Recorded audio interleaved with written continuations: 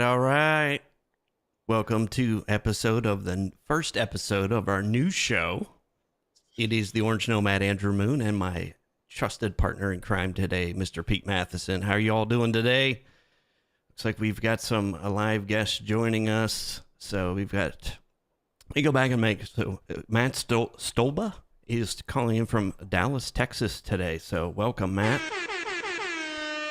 We appreciate that. And Jeremy, let me know, Jeremy Bryan, whether or not you're tuning in from Belfast, Maine or Belfast, Ireland, because I actually lived in Belfast, Maine, and it is completely different from Belfast, Ireland. So welcome.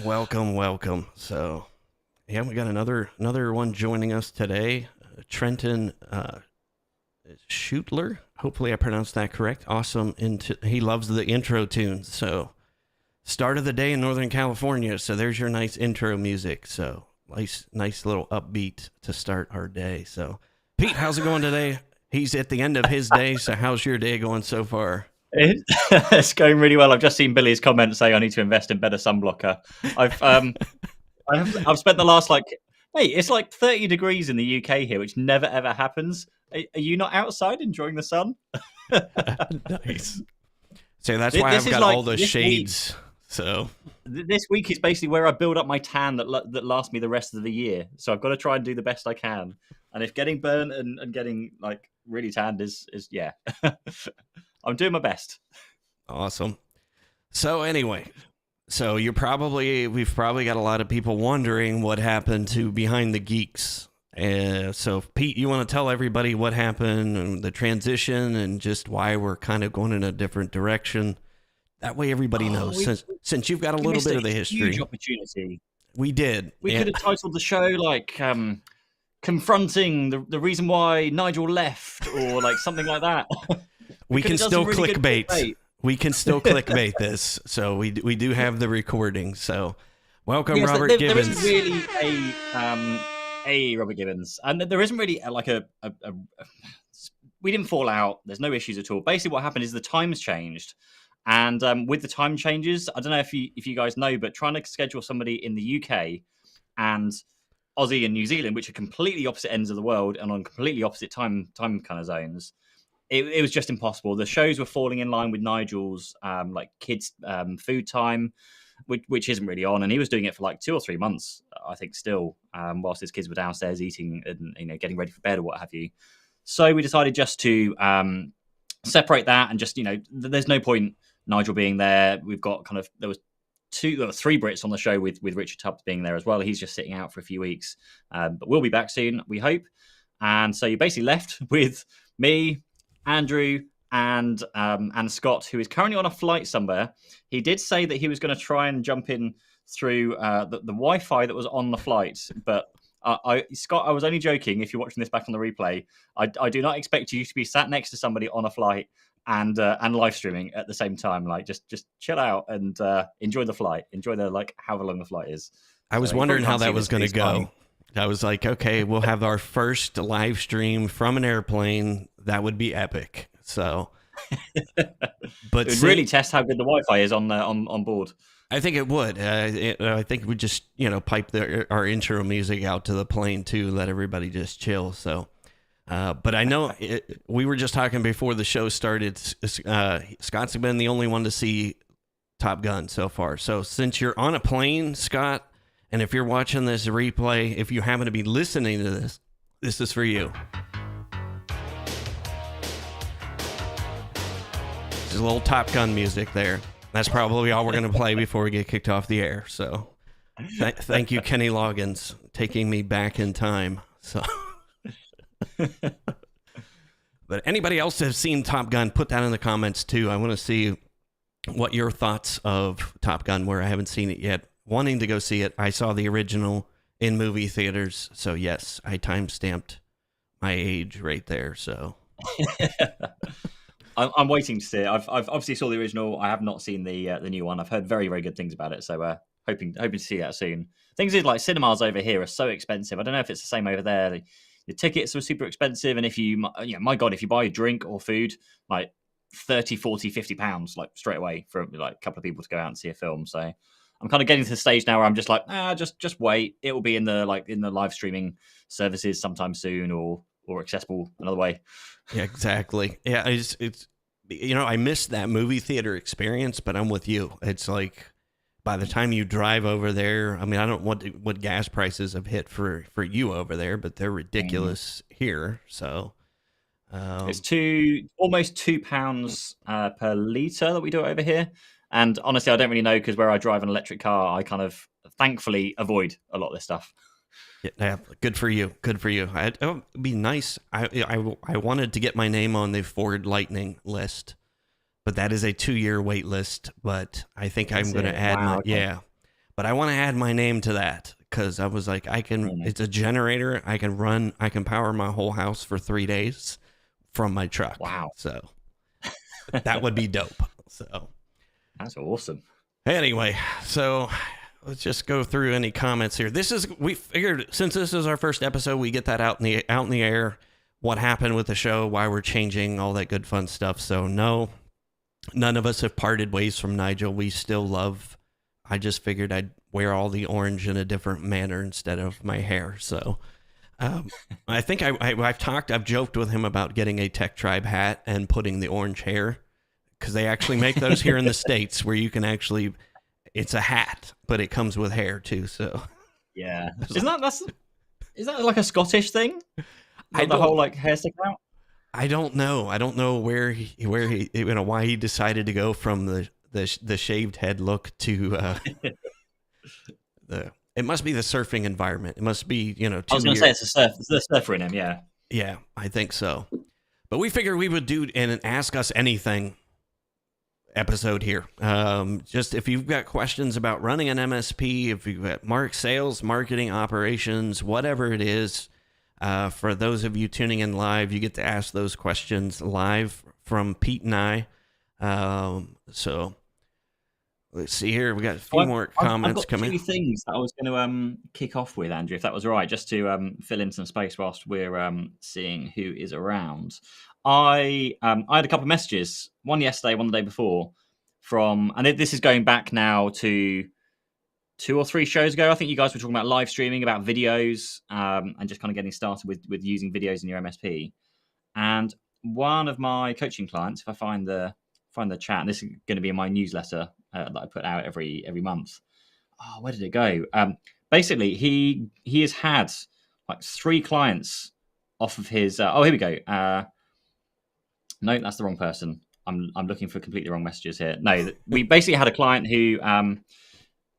Here we go. Don't know what happened on my poor neglected YouTube channel, but I've got 4 paying new customers through it, and this is a guy that has a YouTube channel that has not that many subscribers. So for those people that are kind of thinking about starting doing video, and you're worried that you haven't got 10,000, 50,000, like 100,000, whatever it is, subscribers, you don't need that many subscribers. You just need as many who are actually interested in your services. Like 10 people subscribe to you who are actually interested in what you do is better than 100 that don't care anything about you or what you do.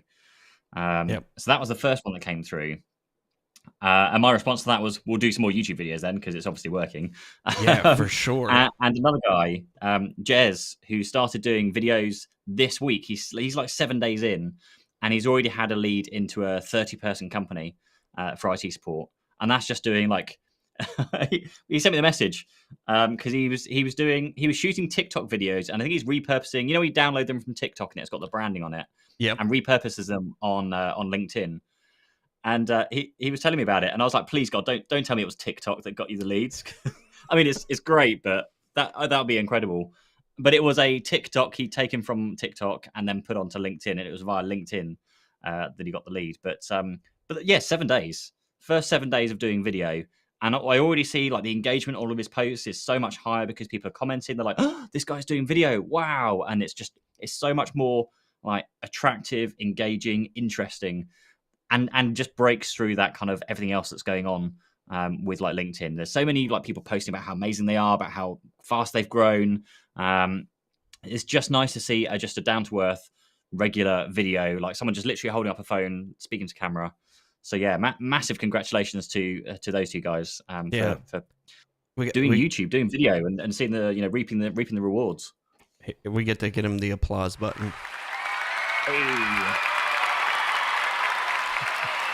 Nice job.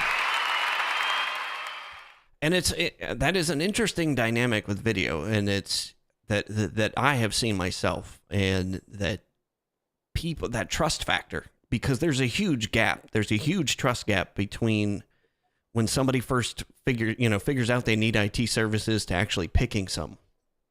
So we've got to bridge that gap somehow, and I think video is the easiest way to do it. Because when I look you straight in the eye right here, I feel like I know you when we have those conversations, and that is the beautiful thing with it. And closing, I can't wait to meet you. It's gonna be really awkward when we first meet. I think so too. It's like so many people that I've met in the last couple of years doing these live streams that I have never met in person. I mean, you were the first person that I interviewed on my show, and you and I have never met in real life. So yeah, it is going to be totally weird when people. I think I think you'll be let down. So anyway. Well, I'm very much an introvert. So even if we're in the same room, I'll probably just hang around the edge and won't really walk up to anybody or talk to anybody.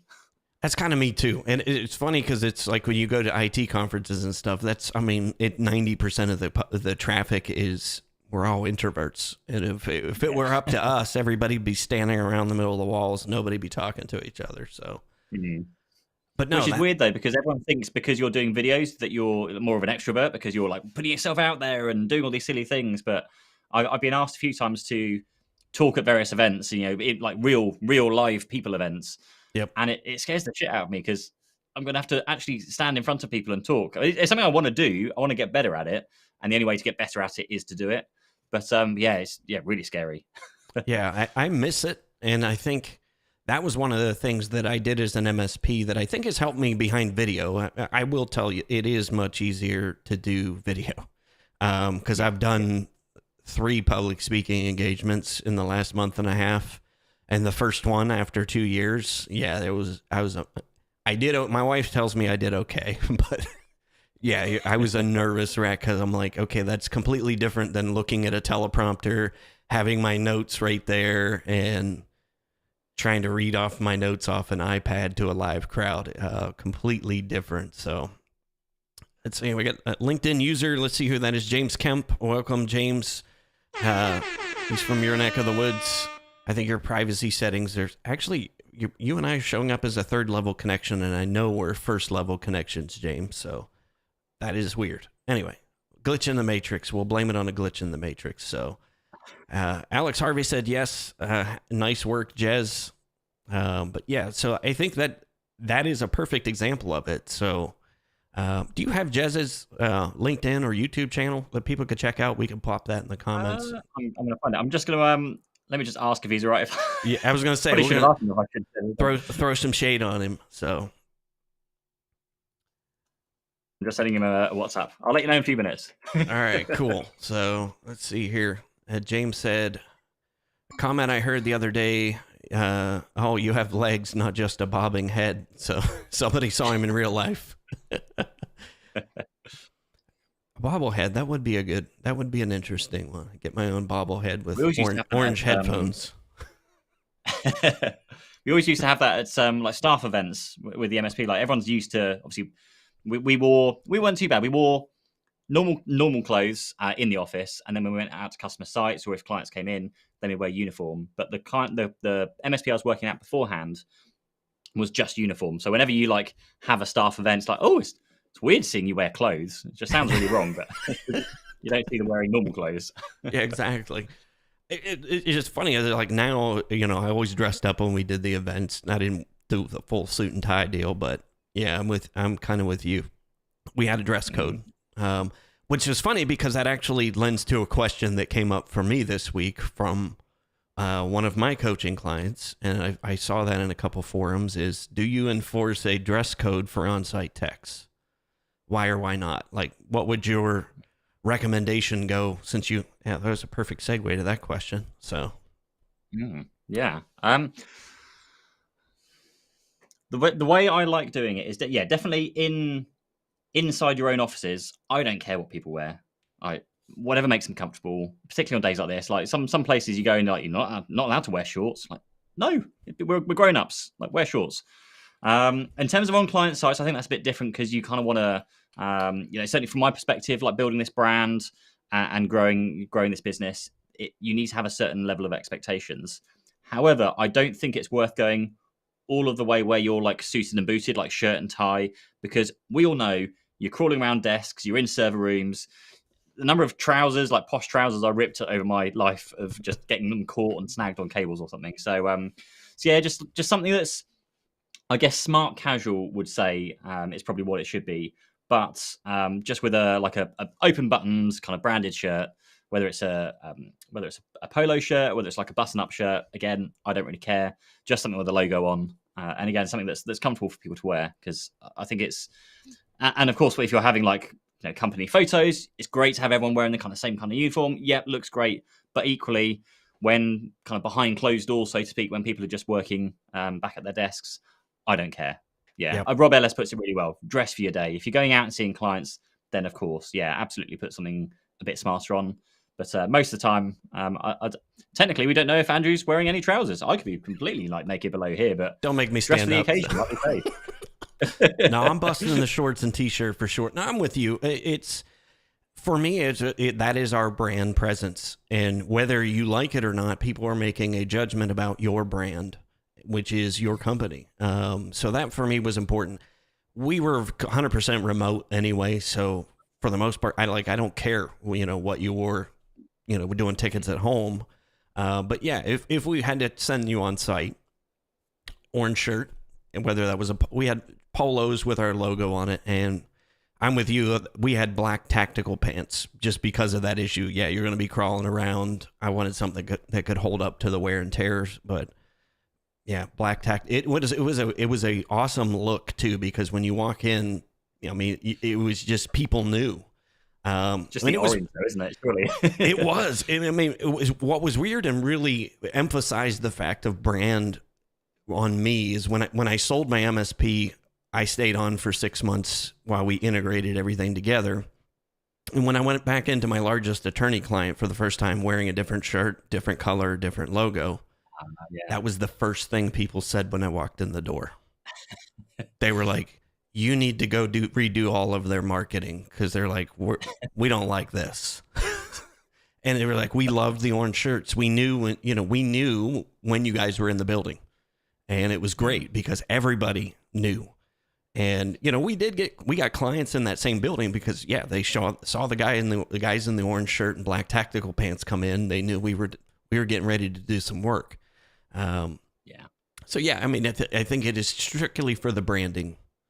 And again, it's hard because we don't want to, be driving people to do certain things, against their will. But I think, from that aspect, it makes a huge difference. So I think certainly when we took our staff on, the fact that you already say to them, look, when you're in the office, I don't really care what you wear, as long as you're well presented when you're going out to see clients and you've got a branded shirt and you explain that up front.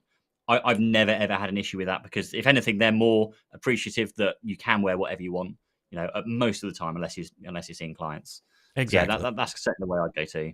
Yeah, and we reimbursed for it. Like I didn't expect, them to go pay for a nice polo shirt. And I wanted to at least, I was like, okay, here, order your size, order your shirt, have it delivered to you. We paid for it. Because that was the other debate, is who pays for it.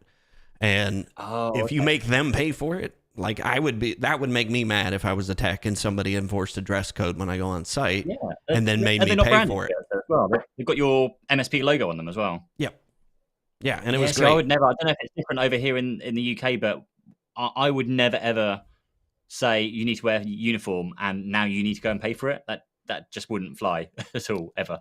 Yeah, I spent some time in the car business over here. It is a weird industry. But I worked for one guy, and that was, they sold all the high-end European brands, Porsche, Ferrari, Maserati. And that was the thing. You had to wear khaki pants and a white button-up shirt with his logo on it. But we had to pay for it. And I was like, you got to be kidding me. And those shirts were, Land's End shirts. They only had one place we could order them from. And they were like $65 a shirt. And I'm like, that's ridiculous. I was like, my whole first paycheck went to buying shirts because, yeah, you go out in a 95-degree heat. Like, that shirt's not going to last very long. So, anyway, I mean, I think that's a good point. Well, we've got through some questions. We've got loads of questions in the chat. Exactly. I've got those favorited, so that's a nice thing with Ecamm. I can actually favorite them and go back to them. It was a thing I liked much better than Restream. So let's go ahead and start firing on the question. We answered that first one about having some sort of dress code when people are on site. This one here, we'll go ahead and add this into the broadcast from Job Tech. He's a one-man MSP working out of my house. How would you prioritize hiring your first employee or getting office space? Personally, I would say avoid getting office space as much as you can, because that's just extra overhead costs that you just don't need, certainly when you're starting up. I remember ripping out the back end of my living room when we first started up, so I could squeeze 3 desks into the back of my living room. And I had a drum kit, I had a piano, I had this whole like music thing that was going on in my living room. Ripped it all out to make space, because it's that versus committing hundreds, if not thousands, to rent, taxes, insurance, like all the things that add up, utilities, broadband, like everything else starts adding up as soon as you start doing this. So I'd firstly stay away from getting office space, particularly nowadays with the kind of rise of remote working. And in terms of the first hire, I think my response to that normally is it depends, A, what you're passionate about and what you want to be doing, and B, what's taking up the most of your time. So if you love doing the technical engineering stuff, there is no reason. Actually, I had not a disagreement with Tom Lawrence. I think I posted on LinkedIn basically saying that there's one type of person to be a good engineer, but you need to turn around at some point and let that go and find another good engineer to replace you, so you can then be a good business owner. And Tom's basic response was, what if you want to be, what if you're happy being a good engineer and you're just not a good business owner? Because what he's done is he's brought someone in to run the company and let him sat there and still doing the YouTube videos, but being an engineer at heart. So you find what you're good at and what you enjoy doing, and then bring someone in to do the bit that's taking up too much time, doing the stuff you don't like doing. It can be completely different depending on who you are and what you like doing. There is no like, your first hire is going to be an engineer, then it's going to be an account manager, or whatever it might be. I think the only kind of, and we mentioned it, I'm sure we mentioned it last week or the week before, the only exception to that is I would probably go out and get a bookkeeper as one of my first kind of outsourced roles, just to get the account stuff off your kind of shoulders. Sending invoices, chasing invoices, reconciling payments, doing all your tax stuff within your accountancy system. Get rid of that as soon as you're paying, certainly in this country, between 20 to 25 pounds an hour for that. And only really you need maybe an hour or two of that a week just to stay on top of everything. So just get that off your shoulders. And then again, it frees your time up to then go and do the rest of the stuff. What do you think, Andrew? I agree with you there. I mean, because for me, like, I got to a point where, like, once we started doing sales and marketing stuff and I actually started to get it, I really enjoyed that part of things. And I liked the technical work I could do, but I knew there were people way smarter than me and were way more into it than me. But my first hire was actually an admin. I hired an admin to take care of the little stuff so that I could concentrate on running the business. And then we got to the point where, okay, my second hire was actually a virtual help desk person. So he handled, those first level support calls, and, we trained him and he became great. And it was awesome because I found him through a friend of mine, and he was actually working the night shift front desk at a hotel. So he was awesome at customer service. He tinkered on the side, had his own, gaming rig and stuff. So he liked the tech, but he was really into customer service. And that's the part I couldn't teach. And he ended up being a phenomenal hire and ended up running the help desk. And it's, I trained him all the way through that. So yeah, it differs for everybody, but that was, for me, that was my first hire. Do the admin. That way they can take care of setting up processes and systems, initially setting up our SOP system. And then I move forward to the technical role. But yeah, I mean, bookkeeping, I'm with you. You can automate so much. Like, I didn't have a bookkeeper. I mean, I sent our books to somebody at the end of the year to do the taxes. That was it. But for me, everything else was automated from ConnectWise into QuickBooks. I mean, I had everything so systematized that it wasn't much for me to take, half hour at reconcile the books at the end of the week. That's literally all it took me. Yeah. But no, that is a great question, and it is a dilemma that a lot of nimble MSPs have. Is they get to that point where your workload outstrips your ability to do it all yourself. And usually, I found that the hardest income range, was when your MRR's around $200,000 to $250,000 a year. Because you get to that point. The hardest to hire, or what do you say there? Sorry, it's the hardest because you're at that point where you don't really have enough money to pay yourself well and go out and hire somebody that can actually take that technical role over and just handle that. Yeah. The entry level help desk guys, that's not too much. I started my guy part-time. I worked him a few days a week, and then he bloomed into full-time. But he was 100% remote. But yeah, the admin. I think that's why you, and certainly the way I've kind of gone with my journey, and what I recommend to anyone I speak to essentially is just try and nail down the monthly contracts, because by growing the monthly contracts, that does then give you the income to then pay for that next person. You're getting X amount of money in every month. Full well whether you can afford to pay X amount out for the member of staff. The only thing I would say is just make sure. I've just taken on a full-time actual employee here, and again, just remember that it's not just the salary you're covering. You're also covering all the other additional taxes, pensions, and everything that adds up on top to an extra 10 or 15% in terms of their salary that you have to pay out. So those kind of things caught me a bit off guard again, having forgotten about them for a couple of years. Yeah, and I think that is the thing that people forget about. It's not just a $35,000 a year, tech that you're hiring or an admin. It's more like 50. I mean, if you really round it up, and that's what I kind of used. I'm trying to think of what his name just left me. Kind of the benchmark that, at least when I had my business 10 years ago, the benchmark where we would make any decision on hiring was at the 250,000 increments. Like when you go from 250 to 500, when you hit 500, you've got the payroll basically to be able to bring somebody else on full time. And again, if you want, it may be higher than that now. I don't know, but that was my benchmark. I knew that. How do we get more out of the people that we hired to get to that next benchmark? And the next benchmark is 500, 750, and then $1 million. Yeah, once you hit the $1 million, once you get in that 750 to $1 million, that opens up a whole different can of worms about, management and all that good stuff. So, but no, great question. I'm going to scroll down because we're going to start with some of the older questions that folks have asked a little earlier. So this is Scott Lynham. He said, what's your advice about getting into video? I don't know if it's because what we do today, we feel just normal, but I'd like to start getting some video content together. I've seen Jazz's videos and short and simple and do the job. So what would be your recommendation to somebody to get started? Well, I would ask the question back to you, because I think your video journey started later than mine. So yours is obviously gone down a different road to mine as well. Yep. Which I actually see a lot more value in nowadays. So yeah, I'd ask the question back to you and just see what approach did you take and what's worked and what's not worked for you. And I guess the key question of how quickly did it work, which I'm sure is the one that everyone's wanting to know.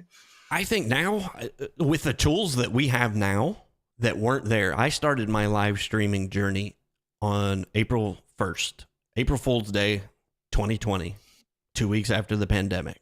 So I'm like, you couldn't get a worse time to really start something new. But I started it. I was like, I just want to figure out how to do this. So one, it was a challenge for me to figure it out, gave me something to do. But the tools that we have make this so much easier. It was harder to try to figure things out. And it was harder to get the tools to work together and talk together. But yeah, I think you and I, when we first did our first interview together, I think I had an iPhone clamped to my monitor in front of me, and I was using my iPhone camera as my webcam. And I figured Which is things out. now an Apple feature that they sell on. It's like they've actually developed it now. That was hilarious when I saw that too. I like the top down. Like I like Yeah, that being looks able. awesome. So anyway, we could digress on a whole. But my whole point of getting into video was I just wanted to tell my story of what I went through as an entrepreneur during the last downturn in the economy, which for me, the biggest one was 2008. I had a 4-year-old child at home with a 4-year-old MSP. Yeah, I started my business the year my son was born. But that's all I wanted to do was provide structure and just get a conversation going with people online. I really wasn't expecting anything to come of it. But it was amazing what did come of it. One, I got better at using the tools. I didn't try to figure everything out all in the beginning. But now you have very simple things like Restream. Like Restream, you could go live, do everything that I was doing nuts and putting a bunch of things together now quite simply. But I went live with that intent that that's all I was going to do is just get on there and, make my own. That's the beautiful thing with it is you can do whatever you want on there. But it resonated that time of entrepreneurs, like everything shut down. People lost half of their revenue in 48 hours. And I just wanted to have a conversation about, how do we support each other? And it has blossomed into a worldwide community, and it's phenomenal. You and I met because of my live streams, and Scott and I met through my live streams, and it's just an interesting thing. There's two different ways with video, and I think you had touched on that. I do more of the live stream like we're doing right now. Pete is awesome at the, recorded content and, structure, storytelling that way. You've kind of done both. What would you say the advantages for live streams versus recorded and recorded versus live streams? What would you say? Maybe the one or two advantages. And you mentioned it already. I think the key thing is community. I think when you're doing live streams, you are basically constantly looking for engagement to build like the following, to get people commenting, and that's really having that discussion back and forth. Whereas with the videos, it's more of a one-way approach. You're just kind of putting the videos out there, and you just let them sit there and do whatever they're doing with the algorithm, whether they get picked up and viewed. But there's I guess there's good things to both and good reasons for doing both. I think specific to Scott's question about like getting started. Yeah. And I said this exact same thing to Jez. It's just I don't care what you do when you first start doing video, because the first 6 to 12 months won't matter. The main thing is that you're doing the video. So whether you're doing shorts, whether Jez is doing TikToks, for God's sake, like if you can do TikToks and just hold a phone up and say something about IT or something related that your clients will find a passion in as well, then that's great. And that's very I say it's a lower barrier to entry because there's less production quality because you haven't got all this stuff that you have to worry about. Yep. The fact that you just get comfortable on video is the thing that will get you over that bump that then starts doing video. And it's kind of the way that I fell into my journey of, okay, well, now I'm doing that, let's look at doing it a bit better now. And now I'm going to start scripting my videos. Now I've got lights and sound, and it just progresses. And the way I always approach it is that just fire off the video. Now I'm going to focus on making the next one better than the last one. Yep. Sometimes that meant investing in some more gear. Sometimes it was just better storytelling, better topics, better thumbnails, better titles, like all those kind of things. But the fact that someone can pick up a phone and literally just record himself and land some clients or land some prospects a week later just shows how powerful video can be. And it's one of those things that I was listening to a podcast this morning. It is such a powerful thing. And I've talked about it so many times, but literally 99% of people will not do it. Yeah. And that is the reason why you should be doing it. It's such a horrible thing to do video. Like, I hate my face, I hate my voice, I hate everything about me. But literally 99% of people will not do it. So why not be in that 1%? Just why did not push through the barrier of I hate myself to making the videos, and you will instantly elevate yourself above the rest of the noise. I've seen it happen time and time again. When people start doing video on LinkedIn, they get engagement. People start commenting. They're like, "Oh, it's so nice to see you've got a real face. You're not just like this text thing that appears on LinkedIn." They get to know your personality. They get to learn a little bit about you, because in each little one you'll just share. Even if you're not sharing like personal things in their life, they just get to see your personality from like the way you speak. There are certain things, just body language, those kind of things that come across in video. So if that's not my sales pitch at why you should do video, I don't know what it is.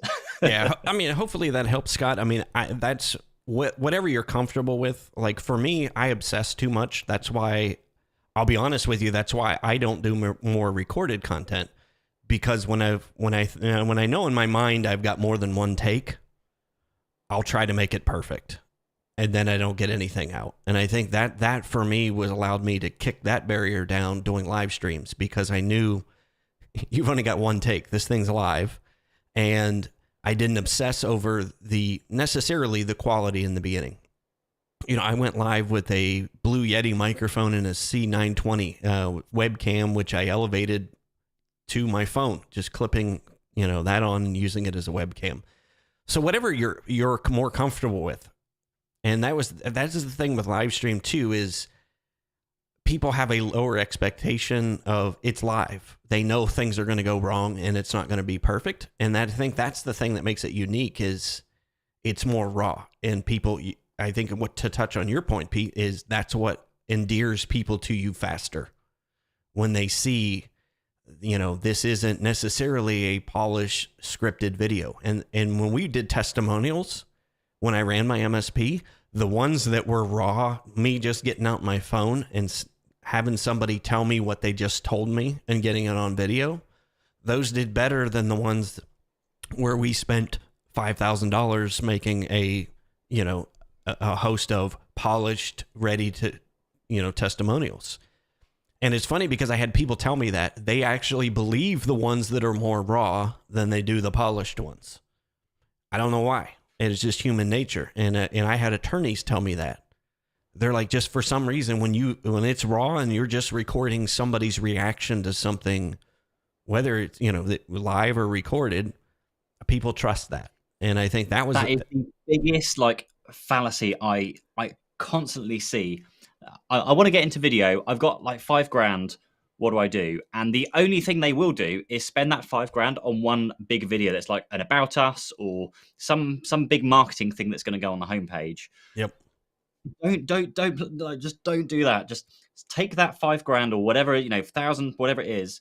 You can do so much with that by making lots more micro content, regular pieces. Spend $1,000 a month, and that's 5 months worth of video content. You can hire a video editor. You can do a marketing apprentice. You can do so much more than just give that $5,000 to somebody else to make something that looks like, makes you feel very good, because it will, of course, you're spending $5,000 on something, it's going to make the company look very good. But it's one piece of content. It's going to be out of date really, really quickly.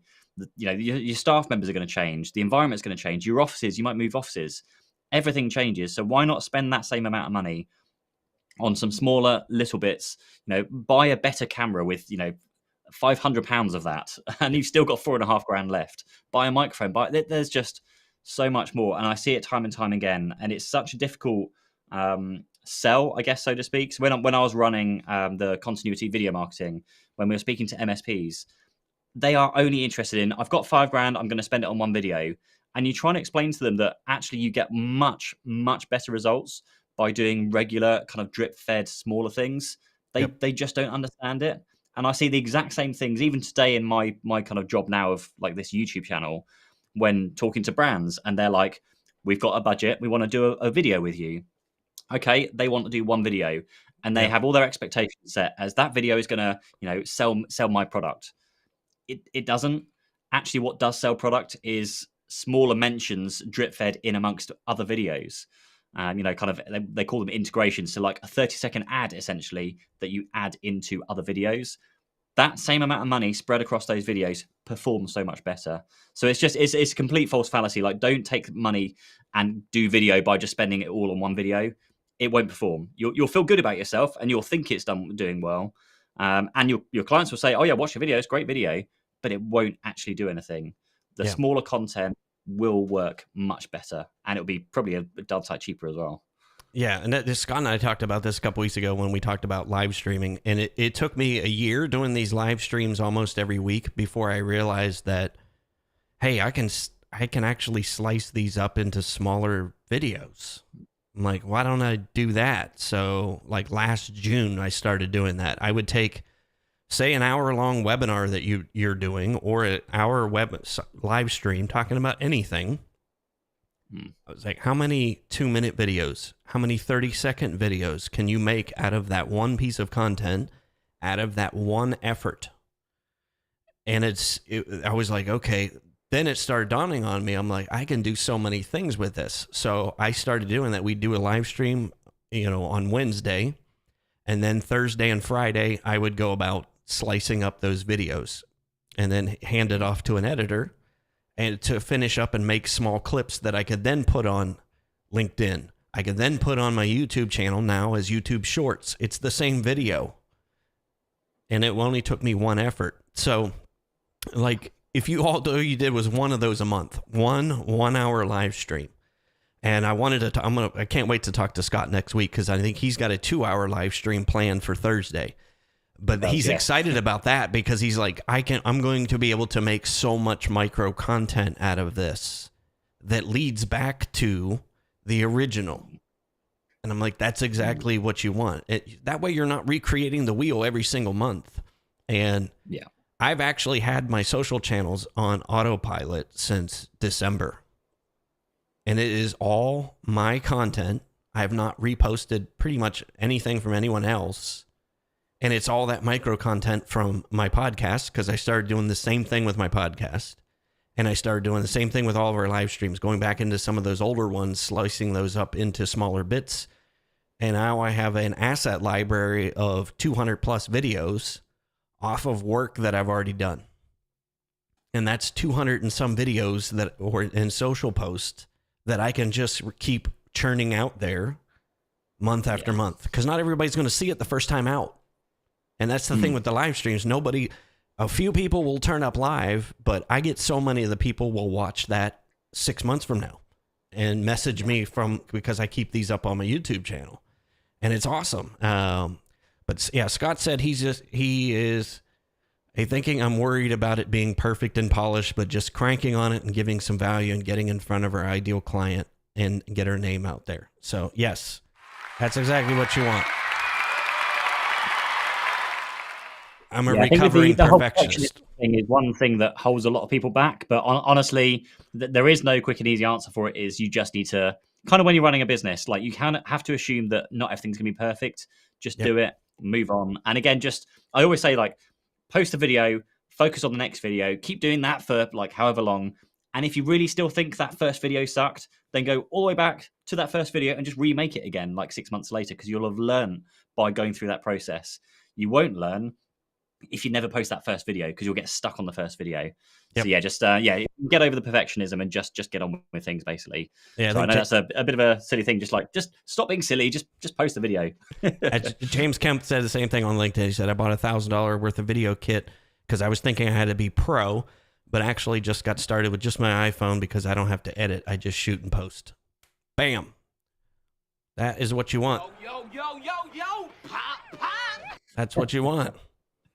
Don't overthink it. Don't overthink it. All right, let's go back to some of these. I need to get my Rodecaster back out again. I need to add some sound effects. I'm having so much fun. I can't wait to get the new Rodecaster Pro 2. That's on my next purchase list. But anyway, maybe we can do a future live stream about that. We can just geek out on what we can do with the Rodecaster. So, all right, so we got a couple more in here. Trenton asked a question here. He said, explainer vids, how do you get started? Are they useful and necessary as some are suggesting?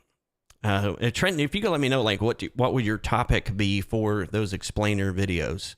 That way Pete and I can kind of give you some customized recommendations there. I personally like explainer videos because there's so much that we take for granted as tech folks, things that we just, know to do. That I remember when you would go show a client on site how to do something, they're like, holy crap, I never knew it could do that. Give you, for instance, I remember one of the first instances I had, there was a associate director. I was in her office. I forget what I was even doing in her office. And I just happened to look over and noticed what she was doing in Outlook. She had an Excel spreadsheet opened with all of her contacts. And she was copying and pasting people's email addresses from her Excel spreadsheet into Outlook so that she could send messages. Something we would take for granted that people would just know how to do that.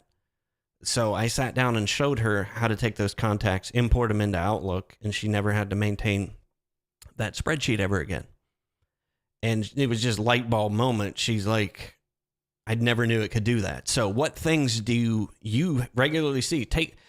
Your help desk is such a treasure trove of explainer videos and just easy content, in my opinion, of things that you could create content out of. How to do an email signature. I mean, that seems very simple to us, but how do you make, doing an email signature that is uniform across your company? Do a 2-minute video on that. Doesn't have to be in depth. Like, just show me how to do that. What tools are available so that I can get a customized Outlook signature for all my employees so that everybody's signature looks the same. I mean, what tools did you use for that? Like Exchange signatures management. Exclaim and those kind of things, yeah.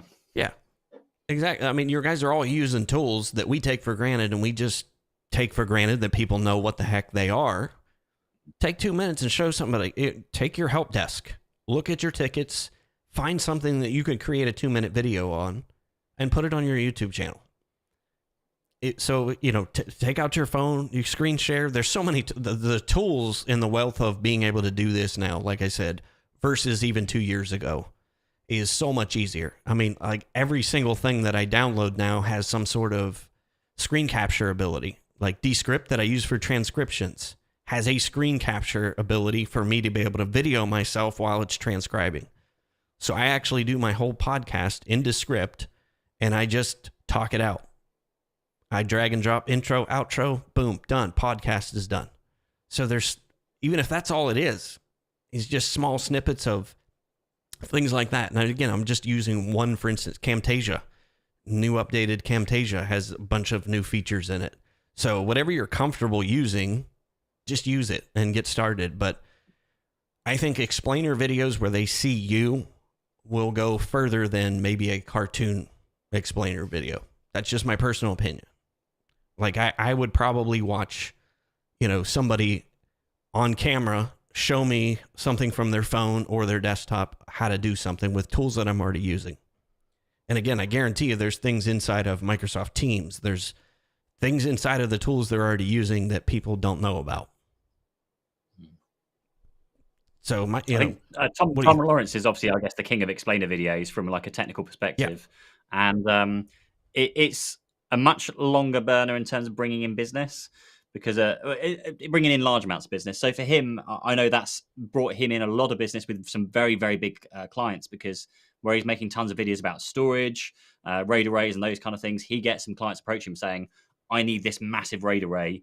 Can you do it for me? Because you seem to be the only one that can do it. Yep. There's probably a lot of other people out there that can do it. But Tom's like the only one out there making videos about it. So, of course, when people search for it, he's the one that comes up. So, yeah, if you can kind of make explainer videos, if you can make... and that's why he's separated his business channel. There's a separate one called Business Technicalities because there's a different audience for each. But, yeah, explainer videos are a great way to get started. And I agree with Andrew. Look at your help desk. It's full of a treasure trove of problems that you can answer via video. And once you've answered it via video once, you can just use the video again and again and again. Exactly. Yep, Rob said people who use their mouse to move between fields on a form, showing them how to use the tab key. I mean, again, it was things that we would think is dead simple, but think about that. If everything is in a form now, how much time could you save your clients right now teaching them that? And I guarantee you probably at least 50% of them don't know that. So, I mean, think about what you'd save them just in time in a day. So, again, just super, super easy things to do. So, Alex is digging our sound effects, so we'll give him a cowbell. All right, let's dig back into some of these People ask me questions. some more questions. We've got about 5-10 minutes left, so let's Yeah. try and blast through some of these. Yeah. Let's see here. Let's start at the bottom here. So Jeremy had a couple of them. So he said, I'm new to business development. I read Carl Palachuk's book, which really helped 25 years of individual contracts to manage. Any top tips? 250 clients on, and just 80 on a form of contract, which are all different. Man, that could be a whole show right there, but simple. I was just let me just find that. Let me put that back up there. Am I bringing that one back up on the screen Yeah. again? Sorry, if that's right. So I was just reading his second one at the same time. Okay, cool. Any tips? His follow-up question is actually more of a question. I think it's worth. Gotcha. Also trying to target new clients. I had through legal. Yeah, that's the one. I'm also trying to target new clients. I had through legal and accountancy. I had thought legal and accountancy would be the best area, particularly with cyber insurance pushing clients towards MSPs. Finding it really hard to get in front of new clients in these sectors. Any tips? Yes, a few tips. One, network where they network. If there's trade shows, certainly here in the UK, there's like the law show. I don't know what they're called because I don't go to them, but there are shows where like the Law Society will literally just tell everyone the latest law things that are happening, and they'll have exhibitions, if I can say the word, and you can just sit there with a stand, and people can come up and talk to you. You're probably going to be the only IT company there because that's not the kind of place that IT companies hang out normally.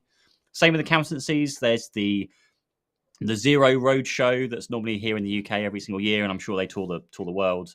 So that's kind of one thing. Just look where they're hanging out. What network groups do they go to? What events do they go to? Just make sure you're there. Social media, of course, you can connect with all of the people in the local area. Andrew's got a fantastic LinkedIn, which I'm sure we'll talk about in a moment, about connecting with them on there. In terms of other reach, just think about lead generation, things that they would value. So if you're trying to create something that's going to attract them, what do they find attractive to them? Like what's going to interest them to click to download whatever it is free thing that you've got for them? You need to entice them in there with something. And then there was one more thing. Did I remember the one more thing? No, I'm going to hand over to Andrew whilst I remember that. No, I think that is perfect. He's targeting legal. That was my bread and butter, was legal and property management. So I'll tell you how to get into legal, what worked for me. Jeremy, let me know what part of the country, what part of the world you're into, because I might be able to kind of key you in on something that might be regional. What I looked for is what associations did they belong to? What memberships did those attorneys have? Where are they paying money to hang out? Belfast. He's Irish. Gotcha. So, as Pete mentioned, there are associations that attorneys belong to. Like there was one that was regional, where I based in Columbus, Ohio. So there was an association based in Columbus, Ohio for attorneys. Then there was a state-based organization for attorneys. And then there are also national associations for attorneys. Go after the member group, the members, the membership associations themselves. And I'll tell you the reason being is I figured that out from the property management. The property management company that we signed on, all of their members became clients because we were servicing and providing something that the association needed, which was content. That's what they need the most. They need content to keep relevant content in front of their members so that those members renew. I mean, all of us are part of Tech Tribe and other memberships because we're getting something of value. We're getting content. So that's what those associations are starving for, is content. So if you can give them content around cyber insurance, cyber security, those types of things, and easiest way to do that, I'm telling you, easiest way to do that is find out the associations and then start sending connection requests. And I give you a whole scripts if you're part of Tech Tribe on how to do that.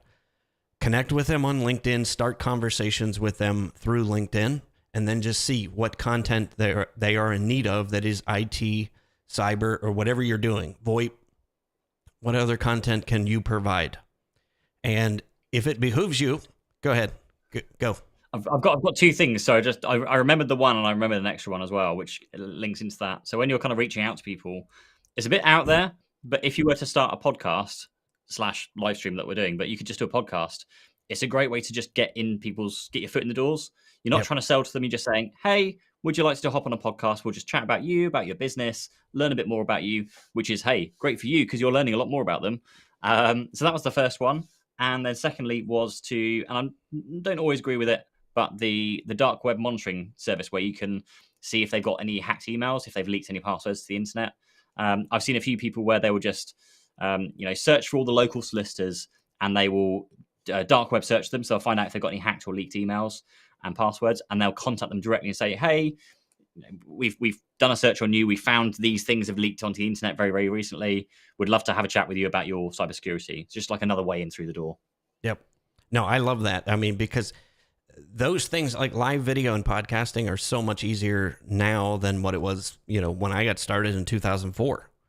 I mean, think about how much market research that you could do interviewing an attorney on your podcast. What challenges are you facing as an attorney in the current job market? What does that tell you about the challenges that they face? Now, guess what I can do? I can now change my marketing to something that is a number one or number two problem for attorneys. And if I'm able to solve that with the things that I provide, then it's a win-win for everybody.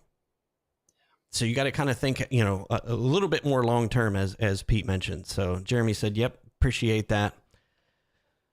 But yes, so let's go back a couple more questions. I guess I see one more that I didn't get to, and this is Mark. Mark Hope asks, should MSPs need to be ISO 27001, and what would be the rough costing of this? I have no idea. That's fine. So from my perspective, we were looking into ISO 27001. We went to look at it because one of our clients required it. So that's kind of what put us on the path of needing that. I think it's a nice to have. It just depends where in the stage of the MSP you are. So I don't know if you know, Andrew. So ISO 27001 is just basically a set of standards to make sure you're documenting things. Everything's got a process, and you're checking things like when you deliver something, there's a delivery note that gets signed, and it's just this whole kind of system that you should be doing already, I guess. So it's a great thing to remind you that you should be doing everything, but it's quite a costly process to go through. I don't know off the top of my head because we started looking into it. We never did it ourselves, but we were going through it. Have a chat with Adam on LinkedIn. Adam Voss. He's a Leeds guy. I never know how to say his surname. Let me just find his LinkedIn profile, and I'll ping that across. Maybe while to do that, do you want to move on to the next question? Yeah, so, Alex said the same thing, kind of in the same vein. The ISO 9001, which I think is over here in the States. And then Robert said, yep, Cyber Essentials. Yeah. Robert's recommendation is MSP should be Cyber Essentials Plus over ISO certification. Yeah, I think I'd agree with that, unless the supplier or the clients you're trying to work with, some government level organizations, to be honest, most organizations at those level will probably require both of those nowadays, the ISO and the Cyber Essentials Plus. Yep. James Kemp, thank you for this. He said, I just recently got a quote for this $5,000 setup and $3,000 award. So that'll kind of give you, what you're looking as far as costing is concerned. I'm going to go ahead and copy and paste Adam's. Again, hopefully he doesn't mind, but I'm sure he's posted a few videos about it that he's they recently got the certification or the accreditation, whatever you call it. So perfect. Yeah, he definitely understands the cost behind it. Yeah, so Scott says same thing, 100% agree that over ISO. So let's see here, make sure let me know if I missed your question. I tried to favorite all of the questions, and I think that was the last one, if I'm not mistaken. There's one here that I've got, which is from Job Tech, which is all my business has been coming from referrals, which has kept me very busy and profitable. Would you recommend staying on this path or going out and being an actual salesperson? Steady growth or rapid? I liked and this is kind of what got me onto the whole video marketing, essentially. I liked the slow and steady approach of growth through referrals, and you can kind of just get away with doing that. If you focus on doing a good service and delivering a good job, and then trying to encourage referrals come through, talk to your clients, see if they can recommend you, you can do that, and you can do it very, very well. So if it's working for you, keep doing it. The thing that brought me onto video marketing and other marketing stuff in general was, what if we could do a little bit better? Yep. It was always, and that's always in the back of my mind, like, we could do a little bit better than we are doing. So I just thought, hey, if we can just if we can figure out that marketing thing, then we can just. I don't want to explode the growth. I don't want to start taking on staff faster than we can kind of manage them. But we could take on more clients and more staff faster if we had the leads coming in, if we had if we had the business coming through. So I think realistically, it's probably a bit of an in between. Of course, the referrals are going to keep coming through as long as you're doing a good job, and always focus on doing a good job because you sell yourself basically through that. Yep. But there's no reason why you couldn't just start putting the feelers out there and doing a little bit of lead gen, doing some lead magnets like we were talking about a few weeks back with the top 10 reasons to do this, whatever it is. They're just things that might attract them. Like Andrew was saying earlier, the cybersecurity things might be really attractive to legal firms, accountancy firms as well. But just start dabbling your feet in something and just seeing where it takes you. I'm a big fan of, with marketing, I call them like marketing pillars. Just focus on one thing for 1 month, get it implemented, and then kind of keep it ticking over. And then the next month you move on to something else and start doing something else. So it might be, maybe you do Google AdWords in 1 month, then you do video in month 2, then you do podcast in month 3, whatever there might be. But you spend a month getting them going, and then you just need a little bit of time each month, just kind of tweaking them and keeping them going. That's kind of quite a nice, non-stressful, or at least low-stress way of doing marketing, whilst you're also doing the referral growth as well. Yeah, that's a great question, and it's one that I typically see when people need to get marketing going because the referrals have dried up. Now you're starting from zero. It's going to take you 3 to 6 months before you start seeing any results. So you got to remember that is, once the referrals dry up, then what? You want to be ahead of that game. Not necessarily, like you said, we're not looking for maybe rapid growth, but you got to have something in the pipeline. So you want to tune in next week, by the way, for that follow-up. Pete and I are going to be talking about how to prepare for the upcoming recession. And yes, it is coming. This is not gloom and doom. We're just going to give you some tips and tricks on what we would do. I've lived through several running businesses, so I've got some battle scars that I can share with you. So definitely tune into that next week. So one last thing here, where Mark said, does CE or CE Plus still include free cyber insurance coverage? Was speaking to a client yesterday, as I thought it used to be, but not sure since the changes. Let's see if someone's answered that question for him. I thought,